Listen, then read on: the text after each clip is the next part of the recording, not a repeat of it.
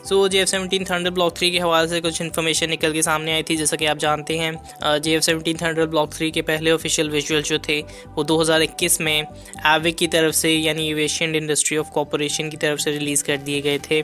Initially यानी शुरुआत में बजाय इस चीज़ के ब्लॉक 3 के हवाले से हम कुछ डिस्कशन करें, बहुत से लोग स्पेकुलेट कर रहे थे कि ये थंडर ब्लॉक 3 है भी कि नहीं।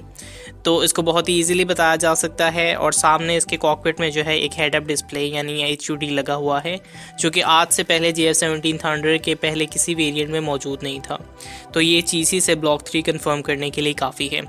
गालबन ऑरोरा का बनाया हुआ हेड अप डिस्प्ले इसमें मौजूद है, लेकिन इस पर हम बाद में डिस्कशन करते हैं। खैर, एविक की तरफ से JF-17 थंडर ब्लॉक 3 पहली बार दिखाया गया था। जो इसमें चाइनीज़ स्क्रिप्चर है उसका मतलब ये है कि ये इसकी 2021 की पहली उड़ान है, यानी 7 जनवरी को ये रिलीज़ हुई थी। तो पहले हफ्ते के अंदर ही कमोबेश इसे टेस्ट किया गया है। जो इसमें सबसे नोटिसेबल चीज़ सामने आई थी वो ये कि इंजन को अभी दिखाया नहीं गया था। अभी तक जो स्पेकुलेटेड है वो ये कि एक इम्प्रूव्ड RD-93 MA इंजन जो है उसके साथ ये उड़ान भरेगा। इवन लेट्स से कि उनके पास अभी ये मॉडिफाइड इंजन नहीं है और स्टैंडर्ड RD-93 के साथ ये टेस्ट किए गए हैं, तो इसमें छुपाने की कौन सी चीज़ थी ये मेरी समझ से बाहर है। ये चीज़ सबको वाज़ेह होनी चाहिए कि WS सीरीज़ के इंजन के साथ भी जो है JF-17 थंडर की पहले उड़ान हो चुकी है और शायद मुस्तकबिल में किसी कैपेसिटी में इन इंजन्स को भी अडॉप्ट किया जा सकेगा। बहरहाल किसी रीज़न की बना पे इस ब्लॉक 3 के इंजन को सीक्रेट रखा गया है।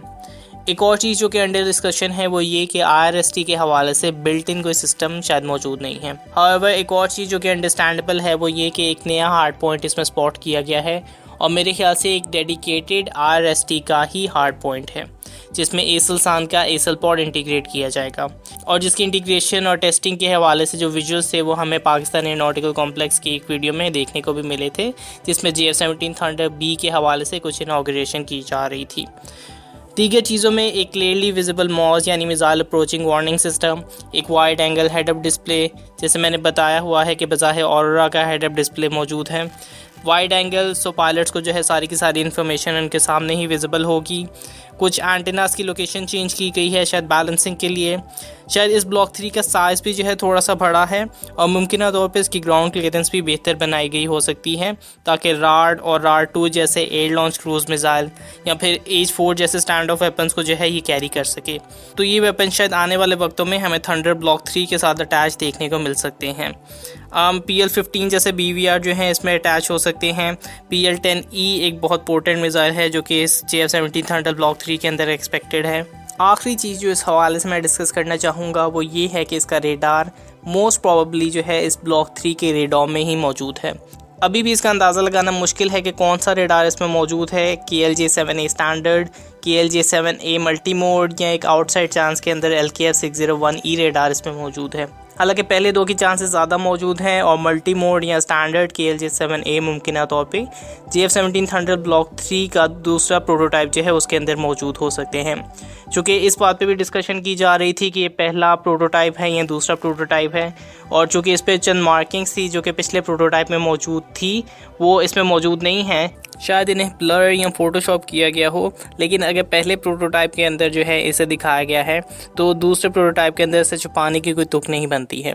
सो मेरे ख्याल से इसका दूसरा प्रोटोटाइप ही है। और या आई गेस लास्टली सबसे अहम चीज़ यही है कि मोर और लेस ये पूरी तरह से मुकम्मल हो चुका है और पॉजिटिवली इनफ अपने मुकर्रर वक्त के हिसाब से चल रहा है। इसका मोस्ट प्रोबेबली रेडार कन्फिगर हो चुका है। इंजन हालांकि दिखाया नहीं गया है, लेकिन इंजन भी किसी हद तक कन्फिगर हो चुका है। अगेन इस चीज़ पे जितना ज़ोर दें कि तमाम मुश्किलात के बावजूद ये अपने मुकर्रर वक्त पे कंप्लीशन की जाने बढ़ रहा है, उसकी जितनी भी तारीफ़ की जाएगी उतना ही कम है, क्योंकि एक बहुत ही अहम क्राइटेरिया है किसी भी सिस्टम की सक्सेस का। चीफ़ ऑफ एयर स्टाफ ने जो है चंद दिन पहले इसकी प्रोडक्शन फैसिलिटी भी ओपन कर दी थी, तो सून इनफ JF-17 थंडर ब्लॉक 3 जो है अपने फ्लाइंग कलर्स में पाकिस्तान में नज़र आने को मिल सकता है।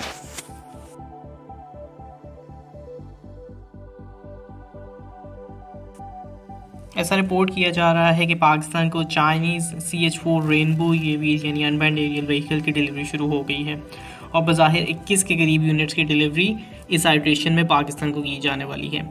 इस पे हम बात करते हैं कि इससे पाकिस्तान की लोकल अनमैन्ड एरियल व्हीकल या UAV इंडस्ट्री को क्या इफेक्ट हो सकता है या इसके क्या कॉन्सिक्वेंसेस हो सकते हैं।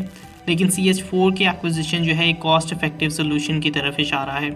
परहैप्स कुछ ऐसी क्रिटिकल टेक्नोलॉजीज़ भी हो सकती हैं जिनमें अभी पाकिस्तान को अपनी मैन्युफैक्चरिंग के हवाले से मज़ीद मेहनत की ज़रूरत हो सकती है, और इसीलिए जो है CH4 रेनबो को एक्वायर किया गया है। CH4 की स्पेसिफिकेशंस की बात करें तो गालबन CH4B पाकिस्तान की तरफ से दिया गया है, जिसकी एबिलिटी ये है कि ये रिकॉनेसेंस और ऑफेंसिव एक्शन दोनों ले सकता है, और इसमें तकरीबन 340 kg तक का पेलोड कैरी करने की सलाहियत होती है। प्लस 6 तरह के वेपन जो है ये कैरी कर सकता है, जिनमें स्टैंड ऑफ वेपन्स हैं, एंटी रेडिएशन मिज़ाइल्स हैं, एयर टू ग्राउंड मिज़ाइल वगैरह मौजूद हैं, और तकरीबन एयर टू ग्राउंड मिज़ाइल को ये 16,000 फुट की हाइट से फायर कर सकता है। जहाँ तक इसके CH4A वर्जन की बात रही तो वो सिर्फ और सिर्फ रिकॉनेसेंस मिशंस को परफॉर्म करने की एबिलिटी रखता है। इसके एयर फ्रेम की बात करें तो MQ-9B रीपर से काफ़ी मुशाबहत रखता है।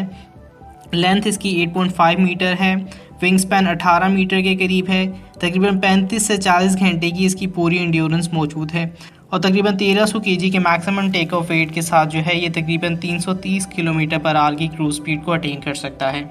अगेन ये CH4 एक अच्छा UAV है।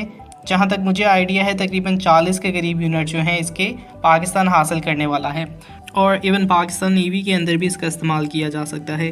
लेकिन इससे ये क्वेश्चन ज़रूर सामने आता है कि पाकिस्तान के जो ड्रोन्स इस मौके पे तैयार कर लिए गए हैं और वो अभी अपनी एबिलिटी में किस लेवल पे मौजूद हैं। प्रेजेंटली हमारे पास बुर्राक UAV है, शाहपार UAV है जो कि गेट्स का बनाया हुआ है, और बुर्राक जो है नेस्कॉम का बनाया हुआ है। फिर उकाब एक UAV पाकिस्तान के पास मौजूद है। तो ये ऐसी क्या चीज़ नहीं कर सकते जिनकी वजह से इन फॉरेन UAVs की हमें परचेज़ करनी पड़ रही है। तो आई गेस शायद कुछ ऐसी क्रिटिकल टेक्नोलॉजीज जैसे मैंने बताया वो मौजूद हो सकती हैं जो कि अभी पाकिस्तान को डेवलप करने वाली हैं। मिसाल के तौर पर सैटकॉम यानी सैटेलाइट कम्युनिकेशन एक ऐसी एबिलिटी है जो कि पाकिस्तानी UAVs को लंबे वक्त के लिए ज़्यादा फासले से ऑपरेट करने में मदद कर सकती हैं, लेकिन इसमें पाकिस्तान को जो है बहुत सी मुश्किलात पैदा होती हुई नज़र आ रही हैं। और अगेन डिस्कशन उसी तरफ चली जाती है कि पाकिस्तान को अपना पूरा का पूरा स्पेस सेक्टर सॉर्ट आउट करना पड़ेगा, चूँकि इन टेक्नोलॉजीज़ के बगैर सर्वाइव करना बहुत मुश्किल है, और CH4 शायद इसी लिमिटेशन को सॉल्व करेगा। बेडू का प्रॉपर इस्तेमाल जो है पाकिस्तान की जानिब से किया जा रहा है या जाने वाला है, और ये CH4 अलाउ करेगा कि आप मिलिट्री लेवल पे भी इस कम्युनिकेशन को जारी रखें। लेकिन अगर आप सिर्फ इन्हीं फॉरेन UAVs को जो है परसू करेंगे तो फिर लोकल लेवल पे आपके लोकल ड्रोन्स में जो है हमेशा ये डेफिशिएंसी मौजूद रहेगी। ये लिमिटेशन हमेशा मौजूद रहेगी, और हमें जो है मेक श्योर करना होगा कि ये डेफिशिएंसी फ्यूचर में मौजूद ना रहे और इन UAVs के थ्रू हम इन क्रिटिकल टेक्नोलॉजीज़ को हासिल कर सकें। खैर वापस CH4 रेनबो पे आएँ तो ये एक बहुत ही बेहतर कॉस्ट इफेक्टिव परचेज़ है जो कि होपफुली आने वाले सालों में हमारी डेफिशिएंसीज को कंप्लीट करने में मुकम्मल मदद देगी। लाइक वीडियो सब्सक्राइब, और अगर आपकी कोई फीडबैक है तो उसे कमेंट बॉक्स में डालिए। तब तक के लिए पीस आउट, पाकिस्तान जिंदाबाद।